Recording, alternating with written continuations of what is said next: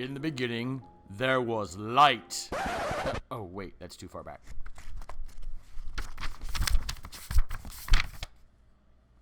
"65 million years ago."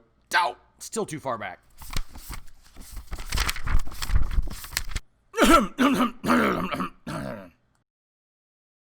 Some of the oldest mosaic art discovered can be traced back to the birth of civilization in fertile lands between the Euphrates and Tigris rivers, some 4,000 to 5,000 years ago.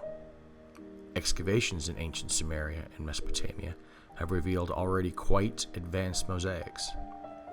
Great columns were found studded with geometric patterns formed from ceramic cones pressed into mud walls. Archaeological evidence of pebbles being used to create patterns on floors can be found in Greece dating back from the 5th and 6th centuries BC.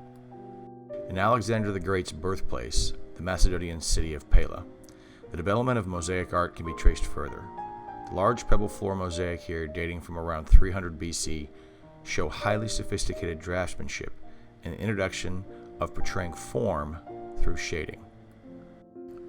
By 200 BC, specially manufactured pieces were being used to give extra detail and range of color to the work. Using these newly small cut stones called tesserae, sometimes only a few millimeters in size, meant that mosaics could imitate paintings. Many of the mosaics preserved at, for example, Pompeii, were the work of Greek artists.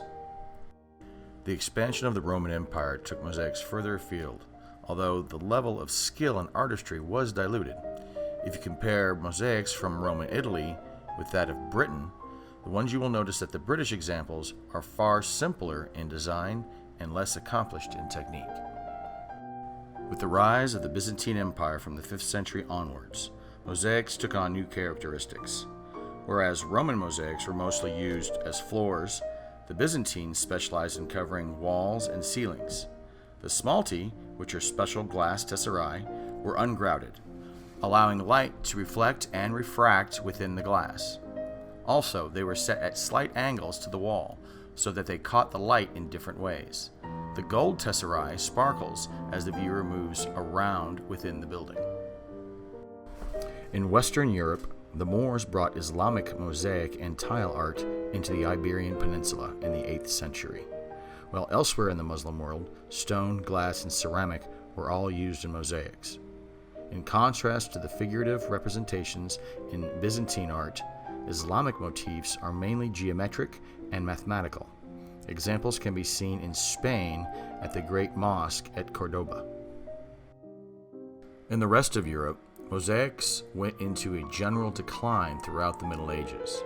However, a flourishing tile industry led to mosaic tiling patterns in abbeys and other major religious buildings. For example, these tiles from the prior of Crowden's chapel at Ely Cathedral date from around 1320.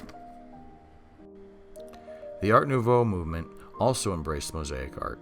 In Barcelona, Antoni Gaudí worked with Josep Maria Jujol to produce the stunning ceramic mosaics of Güell Park in the first 2 decades of the 20th century.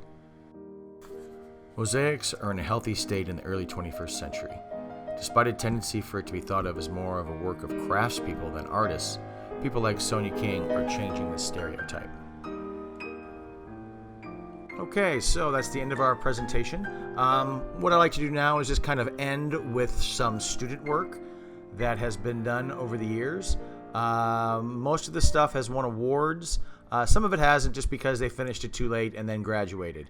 But this is some excellent work by students, and I think you guys can make excellent work. Anyway, thanks for watching.